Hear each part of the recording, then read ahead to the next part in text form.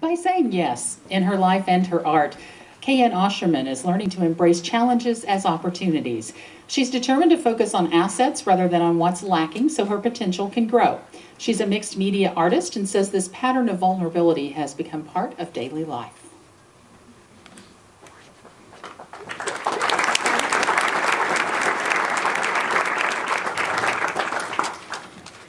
Ready?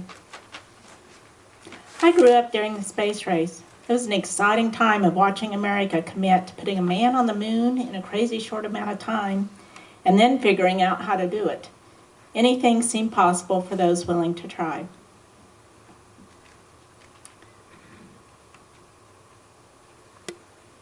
As a child, I loved all things creative, but in college I pursued a degree in anthropology and more scholarly endeavors. Marriage and children came along and my life was very full. Yet, every aspect of life's journey has equipped me in some way to take wing as an artist. In 1998, we accepted the privilege and challenge of adopting a family of 4 to add to the 4 children we already had.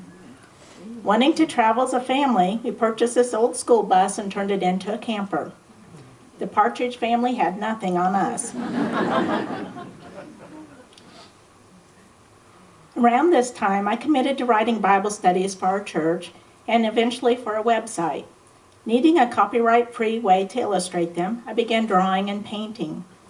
Through that, I rediscovered my childhood love of art.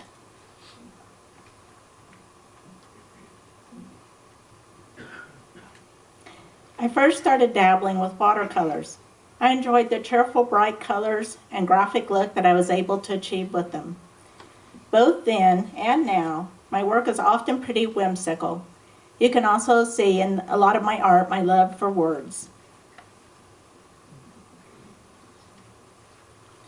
In 2011, I discovered the art of using Citrusol, an organic concentrated cleaner, to dissolve the ink on National Geographic pages.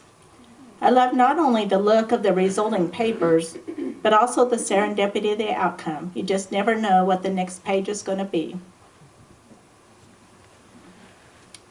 I began to improve the technique and develop new methods for an artistic look that was off the beaten path. I really liked the interesting look of these papers and enjoy the process of making them. My artwork took a turn into mixed media, and I was hooked.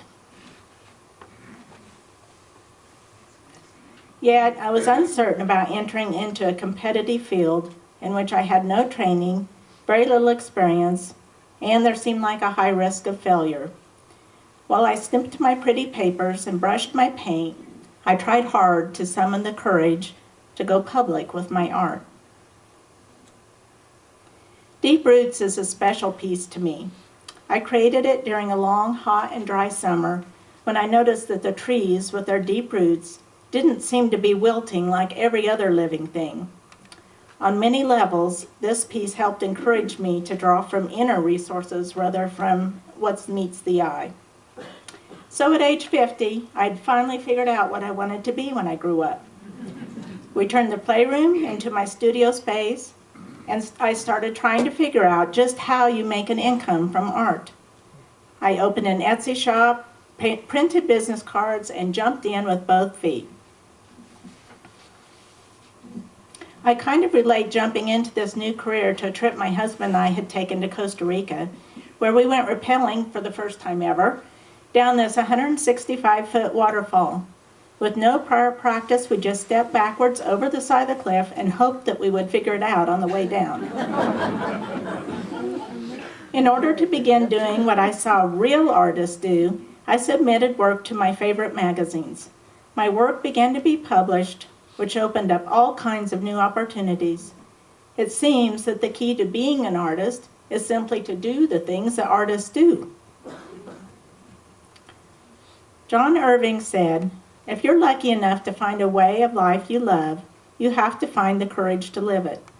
I often feel like a baby bird, or maybe a middle-aged bird, stepping out of the nest, or like this little elephant I painted, stretching out to reach the stars.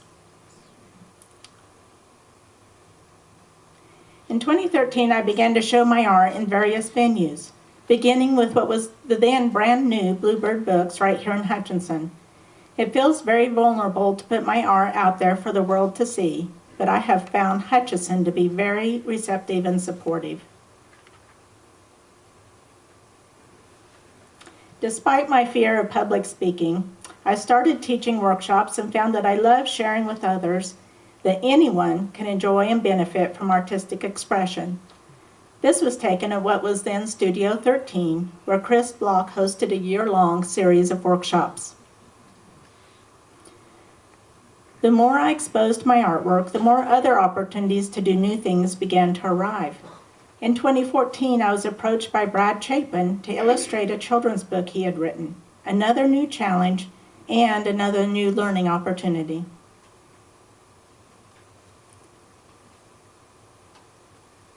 In the meantime, I keep making art and making messes. This is what my work table looks like most of the time. I claim that the colorful chaos around me must be a sure sign of creative genius.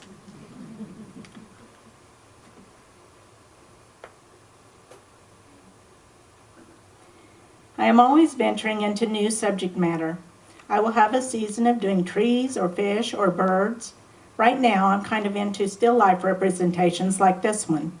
It has a citrusol background and a mix of papers and paints in the roses. This rooster is a good example of the mix of processes that my art might involve. The background uses citrusol papers with hand-cut chicken wire stencils. The feathers are a mix of papers, including a burrito wrapper, you can see up there by its head, and touches of acrylic paint. This is the first piece that I created of 2016. Called Old Tree, New Life, I feel like it is a good summation of my artistic journey. The new growth extends right off the canvas and into the coming year. I look forward to the new challenges and opportunities that will strengthen my newfound artistic wings.